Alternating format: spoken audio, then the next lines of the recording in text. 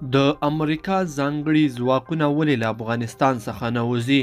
طالبان د دې خبرو په اورېدو سره څنګه په لړزه شو؟ د امریکا دفاع وزیر تازه څه ویلي دي په دې اړه دلته یې له موږ سره په دغه ویډیو کې ګورئ. درنو لیدونکو السلام علیکم، وخت مو بخیر.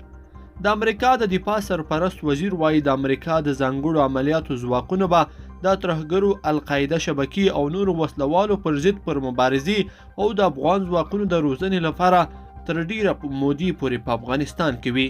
کرسټوفر میلر له رسنیو سره په خبرو کې ویلي چې د په کابل کې د خپل سفر پر مهال د امریکا ځانګړو ځواکونو له مرکزونو هم لیدنه کړې ده. میلر ویلي د ځانګړو عملیاتو دغه پوځیان تر ټولو لومړی افغانستان ته راغلي وو، نو دوی به وروستي کسان وي چې له افغانستان څخه وځي.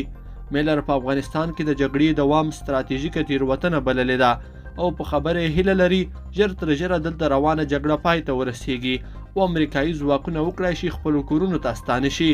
هغه د افغان ځواکونو ستاینه هم کړې ده او د دوی وړتیاوې د ډاډ وړ بللې دي.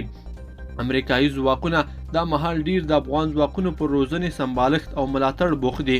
قسم افغان ځواکونه د هیواد د امنیت او دفاع ټولې چارې په خپله ترسره کوي او امریکایي پوځي چارواکي د طالبانو د ګواښ پراخېدو ته ځیر دي. ځینې شنونکي په دې اند دي چې د افغانستان د امنیتي وضعیت خرابېدل به امریکایي ځواکونه اړ باسي د طالبانو د ګواښونو د تنبولو لپاره راوړاندې شي، لکه څه وخت مخکې چې په هلمند، نیمروز او کندهار ولایتونو کې د افغان ځواکونو دفاع ته رادانګلي وو.